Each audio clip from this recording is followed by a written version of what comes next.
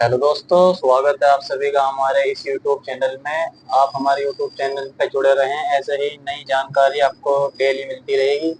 तो आज की इस वीडियो के अंदर हम बात करने वाले हैं कि पासपोर्ट के लिए जब भी हम ऑनलाइन अप्लाई करते हैं तो अप्लाई करने के बाद में हमें जो अपॉइंटमेंट का डेट टाइम मिलता है, उस डेट टाइम पर अगर हम पासपोर्ट ऑफिस को विजिट करते हैं तो वहाँ पर जो वेरिफिकेशन का प्रोसेस है वो किस तरीके से फॉलो किया जाता है।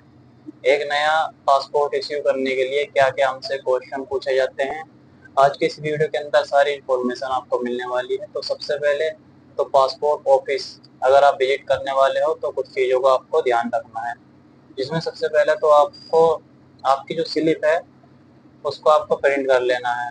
अगर आपके पास में प्रिंटर है नहीं है तब भी आपको जो ये स्लिप है अपने फ़ोन के अंदर सुरक्षित करके रख लेना है। अब यहाँ पर पासपोर्ट ऑफिस के अंदर जब भी आप विजिट करोगे तो आपकी जो ओरिजिनल डॉक्यूमेंट है वो वेरीफाई करे जाते हैं। तो जितने भी आपके डॉक्यूमेंट अप्लाई करने के लिए लगाए गए हैं उन डॉक्यूमेंट्स को इकट्ठा कर लें। इन डॉक्यूमेंट्स की ओरिजिनल कॉपी आपके पास में होना चाहिए और एक फोटो कॉपी का भी सेट आपको करा लेना है। इतने डॉक्यूमेंट्स आपको तैयार कर लेने हैं। अब बारी आती है कि हम पासपोर्ट ऑफिस जब विजिट करेंगे तो किन चीज़ों का ध्यान रखना है। तो सबसे पहले तो पासपोर्ट सेवा केंद्र जो आपने सिलेक्शन किया है उसी लोकेशन पर विजिट करना है, क्योंकि आज की डेट में दो तरीके के पासपोर्ट सेवा केंद्र हैं। एक तो पीएचके जो आपके पासपोर्ट सेवा केंद्र होते हैं, गवर्नमेंट के जो पुराने सेंटर हैं जो कि मेट्रो शहर के अंदर होते हैं वो देखने को मिल जाते हैं। इसी के साथ में पीओएस के अभी रिसेंटली गवर्नमेंट ने ऑफिस के अंदर भी पासपोर्ट सेवा केंद्र की जो फैसिलिटी है अवेलेबल करा दी है। तो वहाँ पर भी जाकर आप अपना जो वेरिफिकेशन है वह करा सकते हैं। तो आपको ये स्लिप पर देखना है कि आपका जो अपॉइंटमेंट है वह कहाँ के लिए है। आपको उसी सेंटर पर विजिट करना है। अगर आपको लोकेशन के बारे में आइडिया नहीं है तो आप अपने गूगल मैप पर सर्च करोगे, उस पासपोर्ट सेवा की जो इन्फॉर्मेशन है आप सभी के सामने आ जाएगी, जिसे फॉलो करके आप वहाँ पर विजिट कर सकते हो। अब एक चीज़ ध्यान रखना है कि पासपोर्ट ऑफिस अगर आप विजिट कर रहे हो तो जो भी अपॉइंटमेंट का सेंटर है वहाँ पर टाइम से आपको पहुँचना है, क्योंकि पासपोर्ट ऑफिस के अंदर पहले से ही बहुत ज़्यादा भीड़ होती है। तो जो भी अपॉइंटमेंट का टाइम है, जो रिपोर्टिंग टाइम उस पर मेंशन किया गया है, कम से कम उससे 30 मिनट पहले ही पासपोर्ट ऑफिस आपको पहुंच जाना है।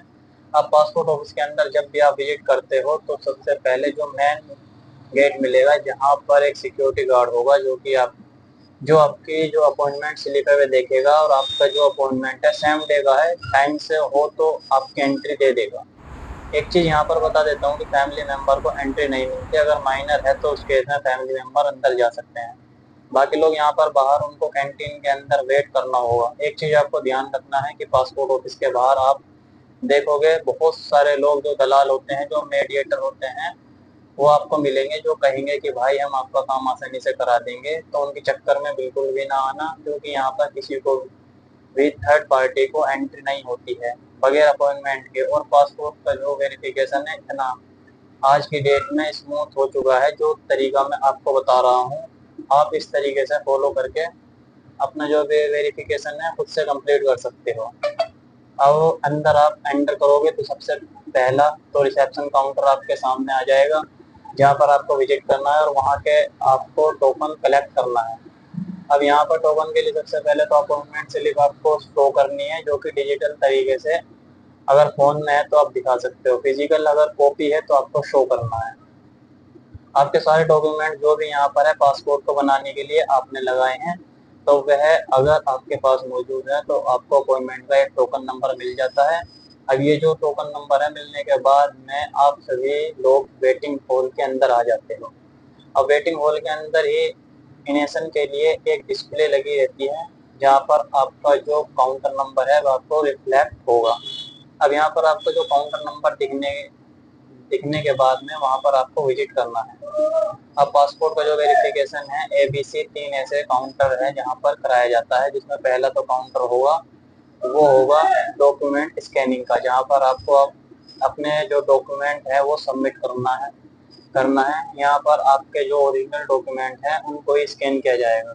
आपके सारे डॉक्यूमेंट स्कैन कराने के बाद में अपनी जो बायोमेट्रिक है वो यहाँ पर शेयर करना है।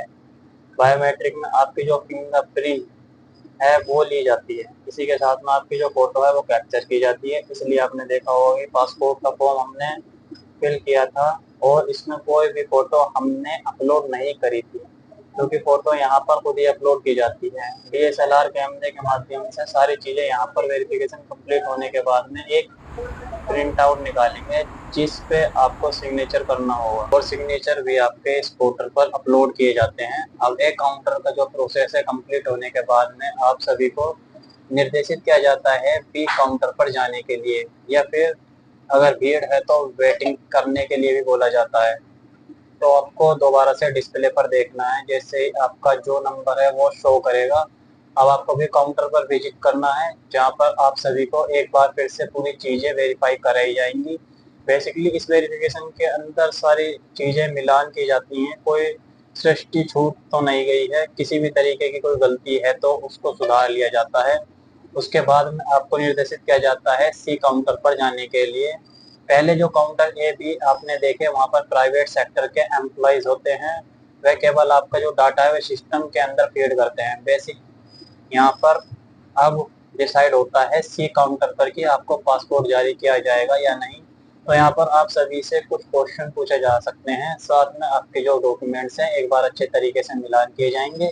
आपके ओरिजिनल डॉक्यूमेंट्स में भी मांगे जाते हैं, वैसे तो पहले स्कैन हो करके सिस्टम के अंदर आ जाते हैं। तो वहाँ पर आप सभी से कुछ बेसिक क्वेश्चन पूछे जाएंगे। जो भी डॉक्यूमेंट अगर आपका मिसिंग है तो यहाँ पर आपकी जो फाइल है वह होल्ड पे की जा सकती है।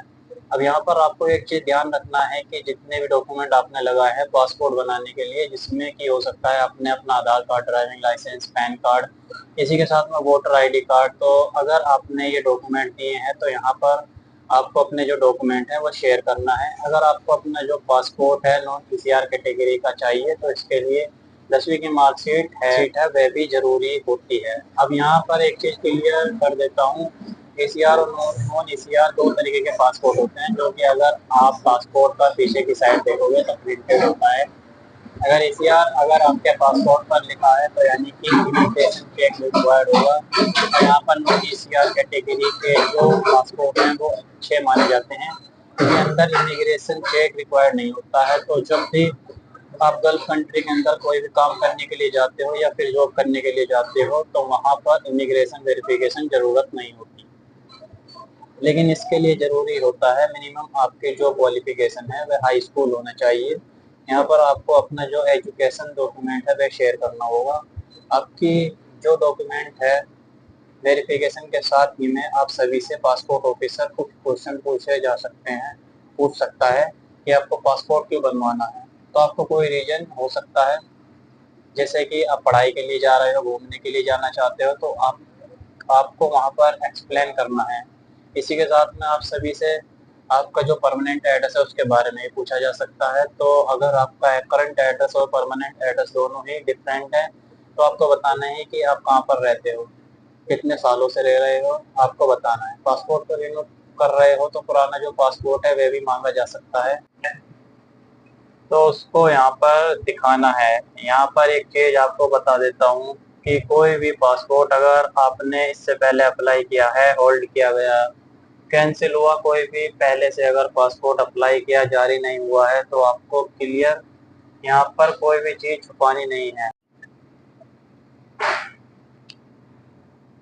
आप एप्लीकेशन को भी फिल करते हो तो वहाँ पर आपको ध्यान रखना है, क्योंकि पासपोर्ट ऑफिस को पहले से ही सारी इन्फॉर्मेशन पता लग जाती है, क्योंकि पोर्टल पर जो डाटा है वो डॉक्यूमेंट के जरिए लिंक हो जाता है। तो दोबारा से अगर आप अप्लाई कर रहे हो तो आपको क्लियर सारी चीजें वहाँ पर बताना है और कॉन्फिडेंट होकर के जवाब देना है। तो यहाँ पर ये जो सी काउंटर है बेसिकली यही डिसाइड करता है कि आपको पासपोर्ट जारी किया जाएगा या नहीं।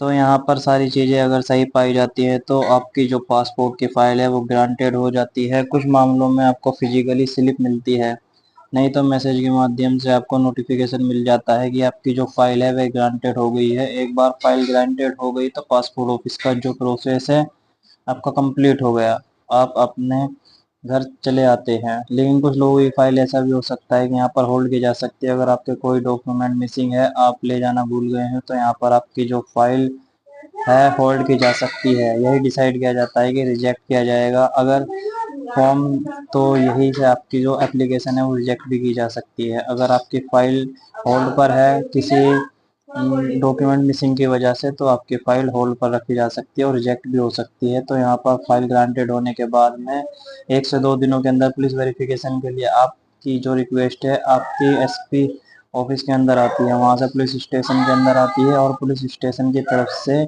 में भी आप सभी को हो सकता है कांटेक्ट किया जाए, आपको थाने बुलाया जाए कि आपके पासपोर्ट के लिए अप्लाई किया है, आपने पासपोर्ट के लिए अप्लाई किया है। तो वहाँ पर आपको जितने भी डॉक्यूमेंट पासपोर्ट ऑफिस के अंदर आपने लिए हैं उनकी एक जेरोक्स कॉपी आपको वहाँ पर शेयर करनी है। कुछ केसेस के अंदर वो लोग आपके लोकेशन पर भी आ सकते हैं, तो वहाँ पर आपको अपना जो वेरिफिकेशन है वो कंप्लीट कराना है। अब यहाँ पर एक सवाल अक्सर आता है लोगों का कमेंट में कि पुलिस वेरिफिकेशन के लिए भी हम क्या कोई चार्जेस देने होंगे? तो पुलिस वेरिफिकेशन पूरी तरीके से फ्री होता है। कोई भी अगर क्रिमिनल केस नहीं है, कोर्ट में कोई केस नहीं चल रहा है, तो आपको जो पुलिस वेरिफिकेशन है इजीली हो सकता है। और आपका पुलिस वेरिफिकेशन जैसे ही कंप्लीट होगा उसके बाद में आपको पासपोर्ट की जो फाइल है वो ग्रांटेड हो जाती है। इस प्रोसेस में करीब 5 से 10 दिनों का समय लगता है, और आपकी जो एप्लीकेशन है जैसे पुलिस डिपार्टमेंट की तरफ से रिपोर्ट लगाई जाएगी उसके बाद में आपका पासपोर्ट प्रिंटिंग के लिए चला जाता है। 2 से 3 दिनों के अंदर पोस्ट के माध्यम से प्रिंट होकर के आपके घर के पते पर आ जाता है। अब यहाँ पर एक चीज और अभी अभी नई परेशानी आई है कि पासपोर्ट पर नंबर प्रिंट होकर के नहीं आते। पहले क्या होता था कि मोबाइल नंबर पोस्टमैन के पास आ जाता था जिससे वह कॉल कर पाता था। तो इसलिए एक चीज ध्यान रखना है कि अपने एरिया का जो पोस्टमैन है उसके टच में रहना है, या फिर आप सभी लोग उसको ट्रैक करते रहना। जैसे ही आपको डिलीवरी होता है तो आपको उनसे कांटेक्ट करना है और अपना जो पासपोर्ट है उसको कलेक्ट करना है, क्योंकि अभी पोस्टमैन खुद से आपको कांटेक्ट नहीं कर पाता। अगर आप शहरी क्षेत्र से हो, आपकी जो लोकेशन है पूरी तरीके से क्लियर नहीं है, या भी पासपोर्ट बनने के बाद में वापस जा सकता है। तो ये कंप्लीट इन्फॉर्मेशन पासपोर्ट ऑफिस के अंदर क्या क्या होता है, कैसे वेरिफिकेशन कराना है, आशा करता हूँ आज का ये वीडियो आप सभी को काफ़ी पसंद आया होगा। वीडियो पसंद आए तो इसे लाइक ज़रूर करना, शेयर करें, चैनल को सब्सक्राइब करें, और मिलते हैं ऐसी ही नई वीडियो में। चैनल पर बने रहें, ऐसी ही वीडियो पाने के लिए एक प्यारा सा कमेंट करते हैं। मिलते हैं नेक्स्ट वीडियो में।